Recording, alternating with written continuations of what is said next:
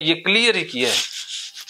इसके साथ और उस राक्षस को कैसे मारना है वो भी तो जानेंगे। ये तो बातें बहुत सी चलनी है, ये एक फॉर्मेट से ही आप ठीक हो जाओगे। ठीक है, तो अभी तक सी क्लियर। तो आप जो डी से धोने से सी को ठीक कर रहे थे या इसको और ज्यादा मजबूत कर रहे थे? हाँ, अवॉइड करने से, धोने से तो ये अनुमानित खतरा असली लगने लग जाता है। जो नकली खतरा था वो असली नजर आता है डी से। आप जितना धोगे, अवॉइड करोगे, उससे ये नकली खतरा असली बढ़ जाएगा, असली बन जाएगा। क्या समझे? वही, मतलब जितना आप धोएंगे, जितना सफाई रखेंगे, उससे ज्यादा खतरा और बढ़ता जाएगा। हाँ, खतरा असली होता जाएगा। खतरा तो रियलिटी में तो है ही नहीं, लेकिन ये नकली खतरा ही और बढ़ता जाएगा। नकली खतरा ही असली प्रतीत होता जाएगा। ये समझ जाओ। ये बात खाने बैठ गई जी। क्या? खतरा है ही नहीं वो, जब वो शुद्ध ही है। हाँ, तो अगर हाथ धोएंगे उससे तो और खतरा बढ़ता ही जाएगा, तो मतलब असली लगने लगेगा। हाँ, असली लगने लगेगा। इसीलिए आपको असली लग रहा है क्योंकि आपने इतनी ज्यादा साफ सफाइयां की है। तो अब दिमाग की ट्रेनिंग हो गई है जी, दिमाग की प्रोग्रामिंग हो गई है, पैटर्न बन गए हैं जी। हाँ, तो दिमाग नकली को ही असली मान लिया, तो अब नकली को ही असली मानेगा। अब कहोगे कि असली है तो वो कहेगा ना, तेरे बाप का राज है। इतने दिन तो पहले मेरे को ये समझा रहा था कि भाई ये गंदा होता है, आज ये जोधपुरिया के चक्कर में आके कहता है साफ होता है। कहता तेरी नहीं चलेगी, अब मेरी चलेगी। इसलिए आपकी वो मानने से मना करेगा मन, क्योंकि पुराना डेटा तो उसमें ये पड़ा हुआ है ना, गंदगी वाला, तो वो पुराने के आधार पर काम करता है, नए के आधार पर नहीं चल रहा। अब पुराने को डिलीट करना पड़ेगा, फिर जाकर के मेरी बात को 100% वो मानेगा। पुराना डेटा तो पड़ा हुआ है ना मन में, ये तो आज जाना है ना आपने। इतने दिनों से कचरा इकट्ठा किया है वो, उसको तो आग लगानी पड़ेगी, जलाना तो पड़ेगा ना। तो अब जलाने की तरफ चलते हैं। तो सी से बी ठीक करने की कोशिश आप करते थे। तो इससे संबंधित एक, मैं प्रोग्रामिंग से संबंधित एक छोटी सी बात और बता दूं कि एक बार एक पशु व्यापारी मेले में गया। उसने मेले से एक बकरी खरीदी। उस मेले के आसपास 3 ठग भी रहते थे। तीनों ठगों ने प्लान बनाया कि इस व्यापारी से बकरी को ठगना है, और बकरी को भी ऐसे ठगना है कि इस व्यापारी को पता भी ना चले। दिमाग से ठगेंगे, जोर जबरदस्ती करके ठग लेंगे तो कोई ठगना नहीं हुआ, लेकिन ये खुद ही ठगा जाए और इसको पता भी ना चले, तो वो असली ठगी है ना जी। हाँ, तो अब उन ठगों ने प्लान बना लिया। तीनों अलग अलग जगह पर खड़े हो गए। सबसे पहले एक ठग मिला व्यापारी को और कहता, अरे व्यापारी, तूने ये कुत्ता कहां से लिया? तो कुत्ता बड़ा खराब है। तो वो व्यापारी कहता, अरे ये कुत्ता नहीं है, ये बकरी है, मैंने मेले से ली है। तो वो ठग कहता, अरे है तो कुत्ता ही, अब तेरे को बकरी लग रही है तो क्या करूं। चला गया। अब थोड़ी दूर गया तो दूसरा ठग मिल गया। अब दूसरा ठग कहता, अरे व्यापारी, तूने ये कुत्ता कंधे पर क्यों लाद रखा है? ये तो बहुत घटिया कुत्ता है, कोई फायदा नहीं है इसका। तो वो व्यापारी कहता, अरे ये बकरी है, कुत्ता नहीं है, मैंने मेले से ली है। वो व्यापारी कहता, क्या, वो ठग कहता, क्या जमाना आ गया है, लोग कुत्तों को ही बकरी मान के लिए फिरते हैं। इतना कह के निकल गया। तो इस बार व्यापारी के मन में शक आ गया, यार माजरा क्या है तो ये बकरी, लेकिन कुत्ता कैसे लग रही है। तो ये सोचते सोचते वो थोड़ी दूर ही गया कि तीसरा ठग मिल गया। अब तीसरा ठग कहता, अरे व्यापारी, ये कुत्ता घटिया सा कहां से ले आए? अरे ये तो मालिक को ही खा जाता है। तो इतना सुना उसने, और उसने बकरी को मारा फेंक करके। कहता, ये तो है तो कोई भूत प्रेत, जो है तो कुत्ता लेकिन मेरे को बकरी लग रहा है। वो छोड़ के भाग गया। अब भाग गया तो ठग तीनों इकट्ठे हुए और बकरी को उठाया और चलते बने। इससे क्या सीखे, क्या पता चला? तो दूसरों को कहने से नहीं, लेकिन उसने तो माना ना, ऐसा ही मन है कि 100 बार अगर झूठ को बोला जाए तो वो सच लगने लग जाता है। तो आपने इस झूठ को कितनी बार बोला होगा खुद से, लगभग 3 महीने। हाँ, 1000 2 लाख बार बोला होगा, इसीलिए अब वो सच लग रहा है, इसलिए वो असली लग रहा है। क्या समझे? वही जो मैंने मान लिया था इतने दिनों से, वही गलत था। हाँ, तो ऐसे ही मान मान के तो हम बहुत सी धारणाओं में जी रहे हैं, हम बहुत सी चीजों को माने ही बैठे हैं आज तक। लगभग 99.99% लोगों के मन में धारणाएं हैं, हम हिंदू, हमें बचपन से सीखने को मिला है तो हमने मान लिया कि हम हिंदू है। हम तो हैं तो इंसान है, बताइए कोई लेना देना है हमारा हिंदुत्व से? है तो है, बंदे ही हैं। कोई अंग्रेज मान लेता है, कोई ईसाई मान लेता है, कोई मुस्लिम मान लेता है, तो हमने माना ही हुआ है और कुछ भी नहीं है। हम फला जाति के, किसी ने अपना जाति, तो ये सारी चीजें धारणा ही तो है। ऐसी धारणाएं बहुत सी हैं, काल्पनिक धारणाएं हजारों हैं इस मन के अंदर। हम रियलिटी में नहीं जीते, धारणाओं में जीते हैं। बचपन से माँ ने बता दिया। अब माँ एक बच्चे को सिखा दे कि भाई कुएं में भूत है, भूत है, तो बच्चा डरने लग जाएगा ना, वो कुएं के पास जाएगा? नहीं जाएगा, क्योंकि उसके मन में धारणा बैठ गई। ऐसे ही आपके मन में ये धारणा बैठी हुई है, इसीलिए आपको क्या लग रहा है? गंदा। हाँ, तो क्या समझे आप? बस वो धारणा को निकालना है जो बैठा हुआ है, जो डिलीट करना है। हाँ, तो अब सामना करना है, फिर निकल जाएगी। तो सी से अब ये समझ गए कि ये इसलिए असली लगता है क्योंकि 1000 बार आपने मन को ये बता दिया है कि ये गंदा होता है। तो आज हमने बता दिया भी ये साफ होता है, लेकिन मन नहीं मानेगा। मन कहेगा ना पहले बताया वो क्या, पहले बताया उसकी कोई वैल्यू ही नहीं। ऐसे तेरी मर्जी चलेगी कि कभी कहेगा गंदा है मैं गंदा मान लूंगा, कहीं कहेगा साफ है साफ मान लूंगा। मैं तो मानने में ही रहूंगा, मैं अपनी कब चलाऊंगा? तो मन कहेगा ना अब तो पुराने से ही चलेगा, अब नया नहीं, अब पुराना डाटा ही ठीक है। तो इसीलिए वो पुराने के आधार पर चलता है, नया एकदम से लेगा नहीं। अब दूसरा तरीका अपनाएंगे नया लेने के लिए, क्योंकि ये चेतन मन को तो पता लग गया कि ऐसा कुछ नहीं है, लेकिन अनकॉन्शियस माइंड में तो अभी भी वही पड़ा हुआ है।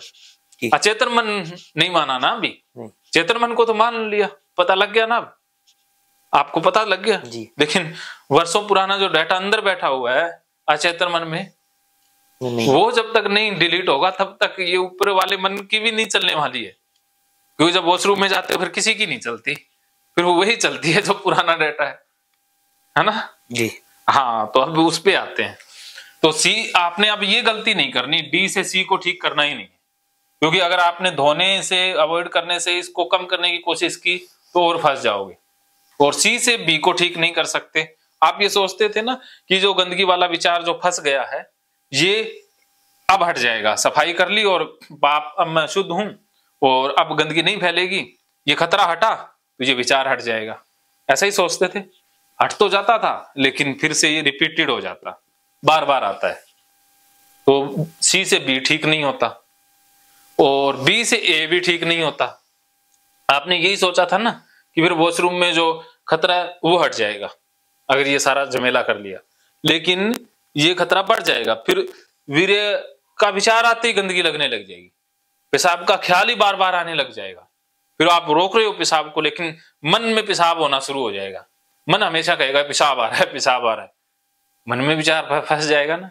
तो ये ट्रिगर ऐड होते जाएंगे, कभी पेशाब का आ जाएगा, कभी टॉयलेट का आ जाएगा, कभी कोई किसी का कंडोम देख लोगे तब आ जाएगा, कभी किसी का कंडोम देखते ही शुरू हो जाएगी चीजें।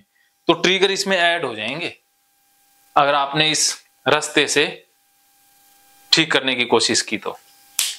क्या समझ में आया?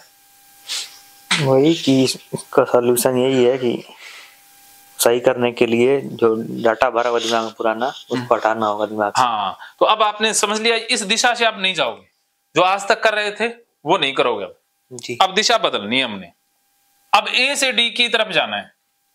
वो कैसे जाना है? जैसे आप को दिल्ली जाना है और आप यहां हो और आप इधर चले गए पाकिस्तान में, और पाकिस्तान में जाके पता लगा लाहौर जा करके कि अरे मैं तो कोई किसी ने बताया कि अरे ये दिल्ली नहीं है लाहौर है। तो अब आपके पास फिर 3 ऑप्शन है वहां पर, या तो वहीं बैठ के रोते रहो, किस्मत को रोते रहो, या फिर आगे निकल जाओ अफगानिस्तान की तरफ कि चलते जाएंगे कभी तो पहुंचेंगे, या फिर वापस आके दिल्ली आ जाओ? बताओ आपको कौन सा रास्ता ठीक लगता है इनमें से? वापस आना। वापस आना होगा तो फिर जितनी यात्रा तय की है वो सारी वापस आना होगा। तो यही सेम बात इसमें लागू होती है ओसीडी में। ओसीडी में भी अब आपके पास 3 रास्ते हैं, ठीक है, ठीक होने 3 रास्ते हैं, 3 चॉइसेस हैं, जिसमें एक तो है ऑब्सेशनल चॉइस कि जो विचार आते हैं उसी के हिसाब से चलते रहो, ऑब्सेशन के हिसाब से। तो इससे क्या है, और ज्यादा बीमार होते जाओगे, ठीक है। और तीसरा है नॉन ऑब्सेशनल चॉइस कि विचार आते हैं उनको आप सच मानते ही नहीं हो और अपना आप करते रहते हो, रोते रहते हो, कुछ भी नहीं कर रहे, रो रहे हो बस कि अरे मैं तो ओसीडी में फंसा हुआ हूं, मैं तो ठीक ही नहीं हो रहा, रोते रहते हो ना किस्मत को जी। तो इससे क्या है कि रोना बचेगा। और तीसरा रास्ता है एंटी ऑब्सेशनल चॉइस कि आप उल्टा करते हो। जो वीर्य की गंदगी लगती है कि दरवाजे के छू ना जाऊं, हाथ ना लगा दूं, तो धक्के से हाथ लगाते हो, वीर्य हाथ में लेते हो, दरवाजे पे भी हाथ लगाते हो, सारी जगह पर सभी लोगों को वीर्य बांटते रहते हो। लोग तो प्रसाद बांटते हैं, आप कहते हो ये लो वीर्य वाला हाथ ही बांट रहे हैं सबको। विचार आया उसी वक्त शुरू हो गए, तो विचार का उल्टा करते हो, उल्टा काम करने लगे सारा ही, तो इससे क्या हो जाओगे, ठीक हो जाओगे। तो अब आपको कौन सा रास्ता ठीक लगता है इसमें से? एंटी ऑब्सेशनल है, एंटी ऑब्सेशनल। तो फिर उल्टा करना पड़ेगा सारा कुछ जी। रेडी हो? तो इससे आप ठीक हो जाओगे कुछ ही दिनों में। इसी से सारी उम्र और ज्यादा बीमार होते रहोगे, इससे रोते रहोगे, ठीक है। चलो, आपने अब चुनाव किया है एंटी ऑब्सेशनल का, तो लॉक कर दें जी। एंटी ऑब्सेशनल को लॉक कर दें जी। किसी से कोई हेल्पलाइन मांगनी हो नहीं, फोन करना हो, अभी मौका है। लॉक करने से पहले फिर भी कोई हेल्प लेना चाहते हो किसी की? नहीं। कोई नंबर डायल करना? चलो अब देखते हैं इनका अगला नंबर क्या आता है। इन्होंने चुनाव कर लिया है एंटी ऑब्सेशनल का, तो अब देखते हैं कि इनके मन में कितना डाटा है, कितनी आपने उल्टी दिशा तय कर ली है, कितनी उल्टी दिशा में आगे बढ़ गए हो।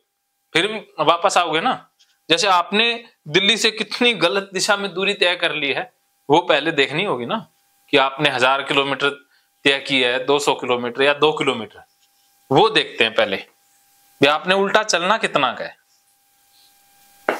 तो ये है हमारा माइंड और ये है इसकी स्पीड। मन की स्पीड स्लो होना अर्थात दुख, चिंता, घबराहट, और मन की स्पीड फास्ट होना आनंद, मस्ती। और मन की स्पीड स्लो होती है डेटा से, ठीक है। ये टाइम एंड स्पेस में है। आपने कोर्स नहीं खरीदा ना गीता का, देखा नहीं, इसीलिए ये कंसेप्ट पूरा भी नहीं क्लियर होगा। जाते ही वो एक बार गीता कोर्स जरूर देखना, उसमें टाइम एंड स्पेस में ये सारा क्लियर हो जाएगा। तो इसकी स्पीड स्लो होती है डेटा से। अब डेटा हमारे मन में कहां से आता है? बचपन से। सबसे पहले घर वाले हमारे मन में डाटा डालते हैं, उसके बाद स्कूल वाले डाटा डालते हैं कि तू कमजोर है, तू पास नहीं हो सकता, कामयाब नहीं हो सकता, तेरे साथी आगे बढ़ गए, ये वो डाटा डालते रहते हैं। उसके बाद धर्म डाटा डालता है, पाप, ये पुण्य, ये लड़के की तरफ देखना पाप है, सबको अपनी बहनें मानो। भाई सबको बहनें ही मान लेंगे तो फिर जनसंख्या का क्या होगा? ब्रह्म कुमारीज वाले है ना, जैसे मुझे कुछ लोग कहते हैं वीडियो में भी, कुछ जो मेरा खैर मकदम चाहते हैं, वो कहते हैं भी किसी संस्था का नाम ना लिया करो पब्लिकली, तो क्योंकि वे लोग भी देखने वाले होते हैं वीडियो। लेकिन मैं ले ही लेता हूं कि वो कर रहे हैं गलत, तो आपा क्यों बख्शे उनको। सीधा सीधा बता देता हूं भी, वो बना देते हैं ना बहन भाई, सबको बहन भाई समझो, तो वो डाटा ही डाल रहे हैं ना, तो वही घर के घर बर्बाद हो जाते हैं। बहुत सी संस्थाओं वाले किसका एक का नाम लेंगे, जैसे किसी का नाम और नहीं, शब्ददार इंसान को इशारा ही काफी होता है। तो उसके बाद धर्म गुरुओं ने डाटा डाला, जो ये यूट्यूब पे वीडियो बनाते हैं, लगभग 95% नकली ढोंगी बंदे हैं, जो काला पीला चोला यहाँ पर ऐसे लगा करके करता है, वो सारा नकली है, नकली है, नकली सौदा है, कचरा डाल रहे हैं वो सारे, कोई धर्म के नाम पर, कोई किसी के नाम पर, सबने कचरा डाला है। तो इससे क्या है कि मन हो गया फुल। आपके मन में कचरा कहां से आया, डाटा कहां से आया? वही जो, अच्छा, पाप वाला तो वीडियो से आया और वीर्य वाला भी उसी से आया ना। अब ये दोनों एक डाटा एक साथ आए थे, एक ही वीडियो से आया है क्या, पाप का और वीर्य का? नहीं, वीर का तो पहले से। अच्छा, वीर्य का कब से आया, तो वो किसने डाला डाटा? वही सर, वो तो अपने मन से ही आया। ऐसे मन से कैसे आ जाएगा? ऐसे नहीं आता मन से। अगर आपको बचपन से जंगल में छोड़ दिया गया होता तो क्या आपके मन में डाटा आता? तो फिर कैसे कह सकते हो मन से आया? सुना होगा, किसी ने कहा होगा तभी आता है। हाँ, ऐसे जब मैंने छोड़ दिया मास्टरबेट वगैरह करना, घबराहट होने लगी, तो मैंने बहुत सारे साइट वाइट का सहायता लिया, तो उसी की साइड में से ही आया। घबराहट भी इसीलिए हुई कि ये कुछ गलत है, क्योंकि ये भी डाटा था ना कि मास्टरबेशन करना पाप है, गलत है, इसलिए आपने घबरा करके छोड़ा। मास्टरबेशन करना कोई पाप नहीं है, ये करना चाहिए, सही चीज है, मसाज है। जैसे अगर आप इस हाथ से काम ही ना लेंगे तो ये हाथ की जो सारी नाड़ी हैं वो मर जाएंगी ना, बेकार हो जाएगा। ऐसे ही इसकी मसाज अगर समय समय पर नहीं हुई तो ये खराब हो जाएगा। मास्टरबेशन करना अच्छी बात है, वीर्य निकालना अच्छी बात है। अगर वो सड़ जाएगा, खराब ही हो जाएगा, उसने खराब ही होना, और क्या, उसका कोई सार थोड़ी ना डालना है। आप रोक लोगे फिर क्या होगा? बताइए, पानी को आप रोक लेते हैं तो वो सड़ने लग जाता है ना, पानी तो बहता हुआ ही साफ रहता है ना, वैसे ही वीर्य बनता रहे।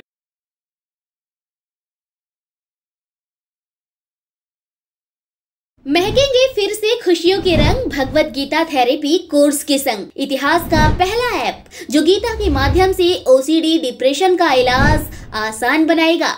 ओसीडी डिप्रेशन का इलाज हुआ और भी आसान, और वो भी बिना दवाई, घर बैठे। किसी को बीमारी की चिंता है तो किसी को चिंता की बीमारी है।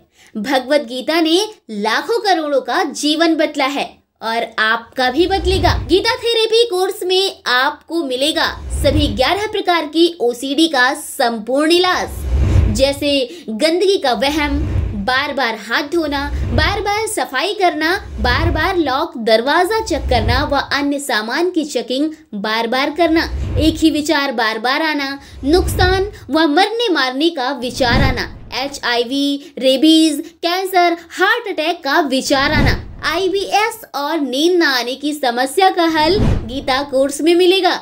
आत्महत्या वाले विचारों से मुक्ति भी गीता थेरेपी कोर्स से मिलेगी। राजेंद्र जोधपुरिया ऐप पर आपको ओसीडी से संबंधित राजेंद्र जोधपुरिया की किताब भगवत गीता के मनोवैज्ञानिक रहस्य और अन्य टिप्स पढ़ने को भी मिलेंगे। गीता है महान थेरेपी। गीता में CBT, हिप्नोथेरेपी, माइंडफुलनेस, ERP व अन्य बहुत सी साइकोथेरेपीज का समावेश मिलेगा। राजेंद्र जोधपुरिया ऐप एक, फायदे अनेक। आज ही प्ले स्टोर से डाउनलोड करें, लिंक डिस्क्रिप्शन में है। तो देर क्यों, अभी जाइए डिस्क्रिप्शन में और लिंक पर क्लिक करके प्ले स्टोर से अभी डाउनलोड कीजिए राजेंद्र जोधपुरिया ऐप और पाइए अपनी सभी समस्याओं का हल। मानो तो मौज है, वरना समस्या तो हर रोज है।